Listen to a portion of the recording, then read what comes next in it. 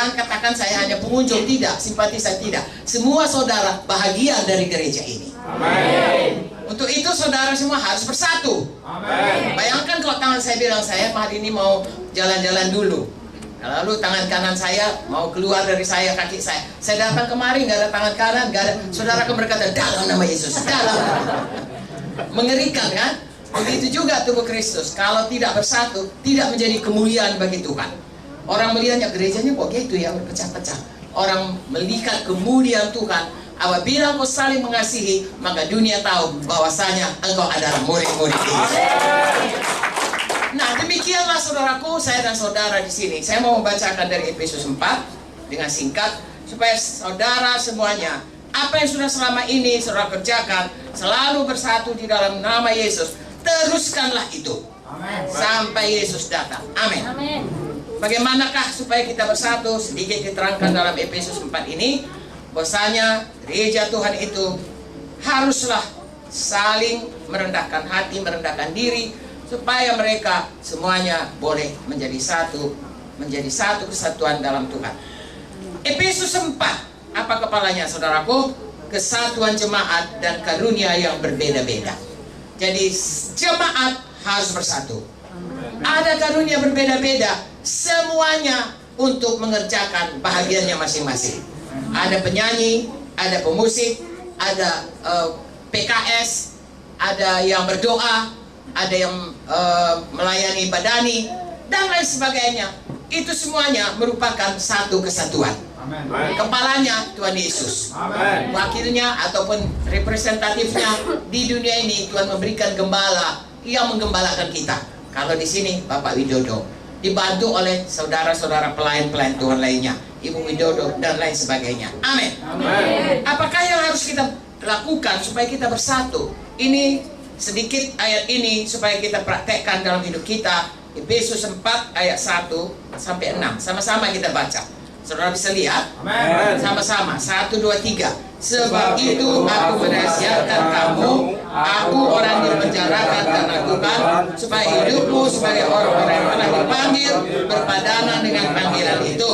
Hendaklah kamu selalu rendah hati, lemah lembut, sabar, tunjukkanlah kasihmu dalam hal saling membantu. Lalu berusahalah memelihara kesatuan roh oleh ikatan damai sejahtera. Satu tubuh, satu roh, sebagaimana kamu telah dipanggil kepada satu pengharapan yang terkandung dalam panggilanmu. Satu Tuhan, satu iman, satu baptisan, satu Allah, Bapa dari semua, Allah di atas semua, dan oleh semua, dan di dalam semua. Dengan perkataan lain, perkataan yang sering kita dengar, satu, satu, satu.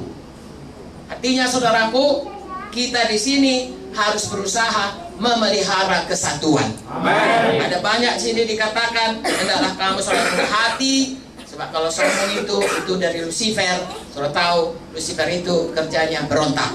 Jadi jangan tinggi hati, tetap rendah hati. Amin. Lemah lembut, saudaraku, ada kesempatan untuk kasar, tetap lemah lembut. Sabar, ya, tunjukkan kasihmu, saling membantu.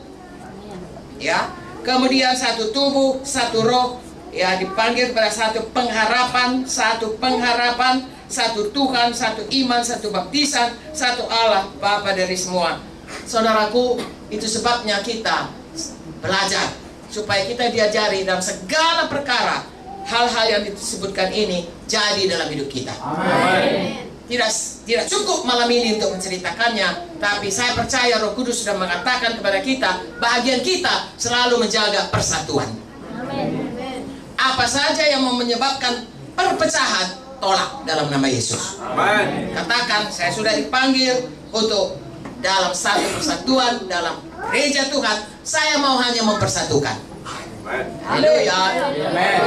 Puji Tuhan, saudara. Kemudian kita baca ayat 11 sampai ayat 16. Bagaimana caranya supaya kita ini bisa terus hidup di dalam kesatuan dan juga tetap melayani menurut fungsi tubuh kita masing-masing. Saya ajak saudara membacanya. Ini nanti Pak Widodo akan menerangkannya semuanya ayat-ayat ini. Tapi saya berikan kepada saudara satu gambaran, satu visi, satu hal yang saudara fokus di dalamnya. Yang pertama, fokus untuk gereja tetap dalam satu kesatuan. Haleluya. Dan itu saudaraku akan diteruskan lagi. Tidak ada perpecahan yang ada. Saudara terus berganda-ganda. Saya mau bacakan lagi ayat 11 sampai ayat 16. Bagaimana kita di dalam keberbedaan kita masih tetap bisa bersatu. Ya, saya dan saudara berbeda, saudara dan saudara berbeda.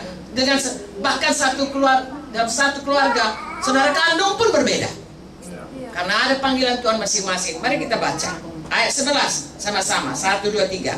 Dan ialah yang memberikan baik rasul maupun nabi-nabi, baik pemberita-pemberita Injil maupun gembala-gembala, pengajar-pengajar, untuk memperlengkapi orang-orang kudus bagi pekerjaan pelayanan, bagi pembangunan tubuh Kristus. Di sini dulu. Jadi dalam gereja Tuhan memberikan pemimpin-pemimpin, ya. Tidak usah terlalu dalam, tapi supaya saudara tahu, Dia memberikan rasul-rasul, nabi-nabi, penginjil-penginjil, gembala-gembala, guru-guru. Artinya orang yang mempunyai karunia-karunia kepemimpinan, ya, untuk memimpin kita dalam satu sidang. Dan itulah Tuhan selalu membentuk sehingga tubuh Kristus ini bertambah lama, bertambah bertumbuh, bertambah kuat, bertambah memancarkan kemuliaan Tuhan.